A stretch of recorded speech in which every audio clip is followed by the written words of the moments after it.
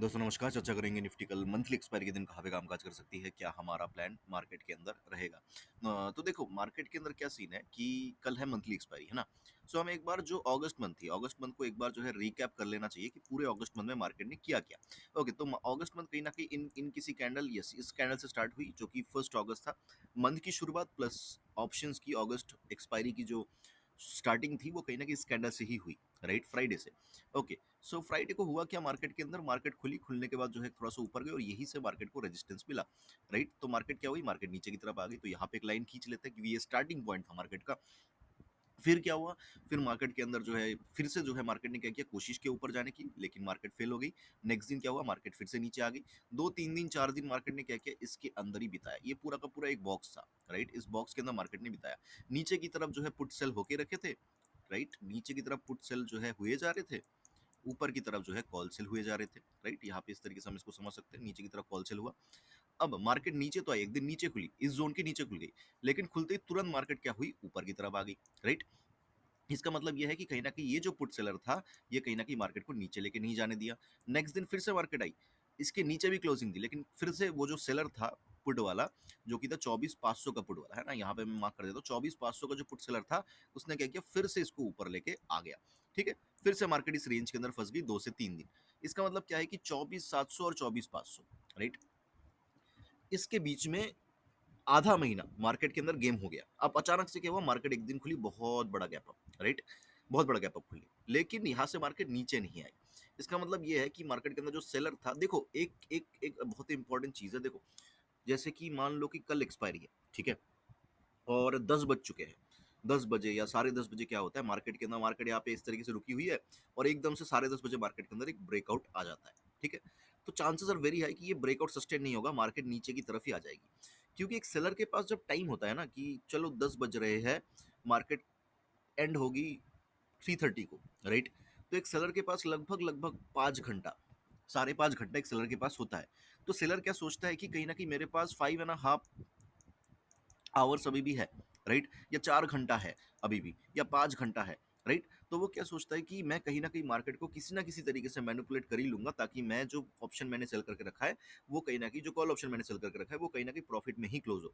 तो उसके पास एक पावर होती है टाइम की, राइट। जितना जल्दी मार्केट ब्रेकआउट देगी उतना ही वो कॉन्फिडेंट होता है कि नहीं, मैं मैनिपुलेट मार्केट को कर ही लूंगा। इसलिए आपने देखा होगा बहुत बार कि मार्केट नीचे तो आ रही है, सुबह को बहुत तेजी से नीचे आ रही है, अरे एकदम से ऊपर की तरफ चली गई, है ना। या मार्केट क्या कर रही है, धीरे धीरे ऊपर तो जा रही है, लेकिन लास्ट का टाइम में ये एकदम से नीचे, जैसे सेंसेक्स की एक्सपायरी में भी वही हुआ, राइट। तो वो क्या करता है, वो मैनिपुलेट कर लेता है मार्केट को, है ना। सो वो पावर उसके पास होती है। लेकिन मान लो कि लगभग लगभग 2 बजे, 2:30 बजे, या 2:45 3 बजे, ऐसे ऐसे ऐसे किसी टाइम के आसपास अगर ये ब्रेकआउट आ रहा है, तो चांसेस आर वेरी है कि एक तरफा मार्केट जा भी सकती है इस तरीके से, राइट, एक तरफा जा सकती है। क्यों, क्योंकि तब एक सेलर को लगता है कि अरे मैंने इतना प्रॉफिट मेरा अच्छा चल रहा है और टाइम भी नहीं है, तो जो प्रॉफिट चल रहा है उसको बुक कर लेते हैं। कुछ लोगों का ट्रेलिंग स्टॉप लॉस हिट हो जाता है सेलर का। मान लो कि किसी ने 100 पे कोई चीज बेचा, वो 5 रुपए पे चल रहा है, वो डेफिनेटली 20 रुपए के आसपास, 15 रुपए के आसपास स्टॉप लॉस को लगा देगा। तो वहां पे ट्रेलिंग स्टॉप लॉस हिट होता है, तो इसीलिए ये मूव आता है और साथ में कुछ सेलर्स निकल भी जाते हैं, क्योंकि तब उनको कॉन्फिडेंट नहीं होता कि नहीं, मैं मार्केट को नीचे लेके आ पाऊंगा। तब वो कहीं ना कहीं डरते हैं। सिमिलरली इस सिचुएशन में भी वही है ना, बिल्कुल सेम सिचुएशन है। मार्केट के पास अभी क्या है कि अगर आप देखोगे तो मार्केट के पास टाइम नहीं है। टाइम है क्या, एक दिन टाइम है बस।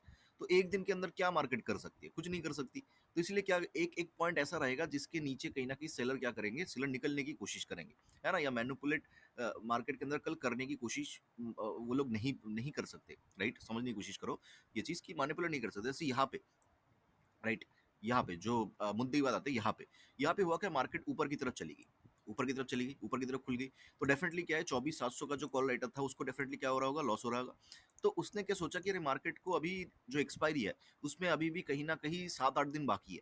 जैसे वहां पे क्या था, 10 बजे ब्रेकआउट आ रहा है, 11 बजे ब्रेकआउट आ रहा है, तो उसके पास अभी भी 4 5 घंटा है। वैसे यहाँ पे जब ब्रेकआउट आया उसके बाद अभी भी 6 7 दिन थे। तो उसने क्या सोचा, मैं निकलूंगा नहीं, मैं मैनिपुलेट मार्केट को किसी ना किसी तरीके से कर ही लूंगा।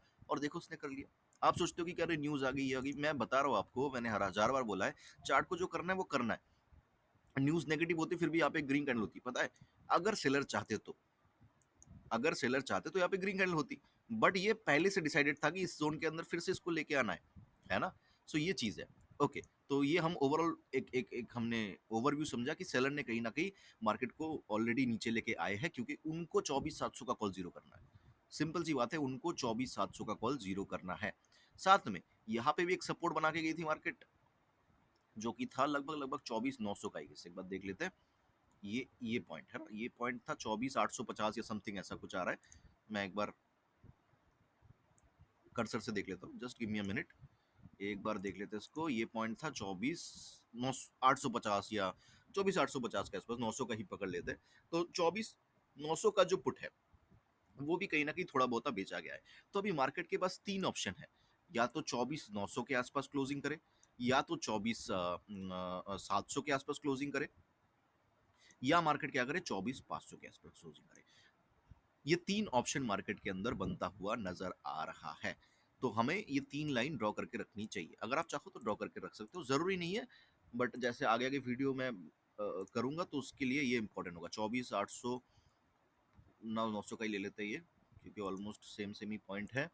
नीचे की तरफ 24,700 is a very important point, और नीचे की तरफ क्या है, नीचे की तरफ हमारे पास 24,500 के आसपास का पॉइंट है।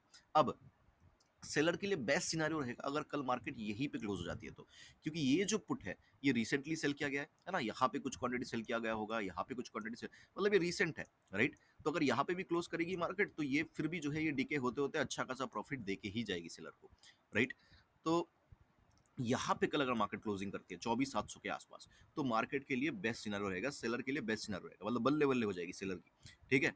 24,900 के आसपास क्लोज करे तो उतना कुछ खास सिनारियो मार्केट के अंदर दिख नहीं रहा है, बट क्लोजिंग करने से ठीक हो सकता है। मतलब यहाँ पे क्लोजिंग करेगी तो मान लो कि 80% सेलर खुश होंगे, ठीक है। यहाँ पे अगर क्लोज करेगी मार्केट तो कहीं ना कहीं मान लो कि 60% सेलर्स खुश होंगे, और यहाँ पे अगर मार्केट क्लोज करेगी तो 40% सेलर्स क्या होंगे, खुश होंगे। तो चांसेस क्या लग रहे हैं, 24,700 पे ही मार्केट क्लोज कर सकती है। अब इस हिसाब से अगर देखा जाए डेली टाइम फ्रेम के ऊपर, तो मेरे हिसाब से एक ऐसा टाइप का कैंडल मुझे नजर आ रहा है, ठीक है। एक ऐसा टाइप का कैंडल मुझे नजर आ रहा है, या फिर एक ऐसा टाइप का कैंडल भी बनता हुआ नजर आ सकता है, जो इसी के बीच में जो है रह जाए। Chances are very very high ऊपर से। और एक चीज जो मैंने इस साल नोटिस किया है, जब छुट्टी होते हुए, मोस्ट ऑफ द छुट्टी इस बार कहीं ना कहीं वेंसडे के दिन ही आया है, राइट। तो क्या होता है, जैसे एक दिन छुट्टी है, ठीक है, नेक्स्ट दिन एक्सपायरी है, ओके। तो क्या होता है, एक्सपायरी का दिन बहुत ही सुना सुना जाता है, हमें लगता है कि नहीं बड़ा मूव आ सकता है, लेकिन बड़ा मूव पहले क्या होता था, छुट्टी होने के बाद एक्सपायरी होती थी तो बड़ी मूव आती थी, लेकिन अभी ये उल्टा हो गया है। छुट्टी होता है एक दिन पहले तो नेक्स्ट दिन जो है एक्सपायरी के दिन बिल्कुल सुना सुना जाता है। तो बहुत ही ध्यान से, बहुत ही संभल के जो है हमें ट्रेडिंग को करनी चाहिए। 15 मिनट के टाइम फ्रेम में समझ लेते हैं कि क्या हमारा प्लानिंग वगैरह रहेगा। देखो, अगर मार्केट को ऊपर नीचे आना है तो किसी भी सूरत में 755 का लेवल मार्केट को ब्रेक नहीं करना चाहिए, ठीक है।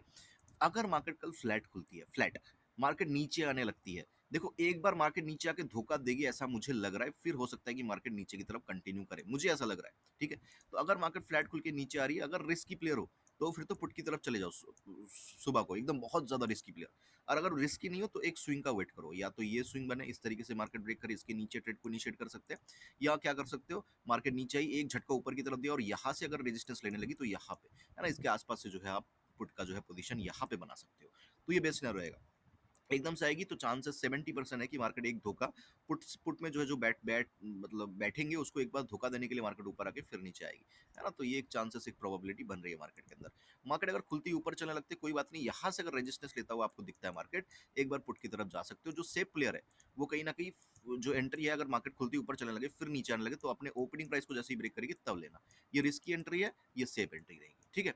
तो ये फ्लैट की बात होगी। अब बात आती है मार्केट अगर गैप अप खुलती है, देखिए गैप अप अगर मार्केट खुलती है सिमिलरली 755 से अगर रेजिस्टेंस ले रही है, रिस्की प्लेयर पुट ले लो। और क्लोजिंग के नीचे अगर मार्केट जाने लगे तो क्लोजिंग तो नहीं, लो प्रीवियस डे का लो, इसके नीचे अगर निकल जाए गैप अप खुलने के बाद तो जो है पुट का ट्रेड ट्राई कर सकते हो। मार्केट अगर गैप अप खुलते ही 755 के ऊपर निकल जाती है तो मैं कहीं ना कहीं यहाँ पे कॉल की तरफ इंटरेस्टेड रहूंगा।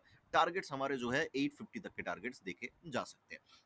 गैप अप की बात होगी, गैप डाउन की बात करते हैं। मार्केट अगर गैप डाउन खुलती है और पहला 5 मिनट का कैंडल ग्रीन कैंडल बनाती है, पहले 5 मिनट का कैंडल अगर ग्रीन कैंडल बनाती है, chances are very very high कि मार्केट नीचे तो आएगी, लेकिन हो सकता है कि 2 बजे, 2:30 बजे, 3 बजे मार्केट एक तरफा रैली इस तरीके से मार्केट दे दे, और जो कैंडल मैंने बनाया डेली टाइम फ्रेम पे बुक कर दे। बट इसका मतलब ये नहीं कि हम यहाँ पे कॉल ट्राई करेंगे। हाँ, अगर ऊपर जाता हुआ दिखे मार्केट कहीं ना कहीं इन पॉइंट्स के आसपास, यहाँ पे कॉल ट्राई नहीं करेंगे, बॉटम ढूंढने की कोशिश नहीं करेंगे, है ना। हम इन किसी पॉइंट के आसपास एक कॉल लेके 10 का 20 कर सकते हैं। बट अगर मार्केट खुलने के बाद पहला कैंडल ग्रीन बनाती है, उसके लो के नीचे मैं पी की तरफ इंटरेस्टेड हूँ।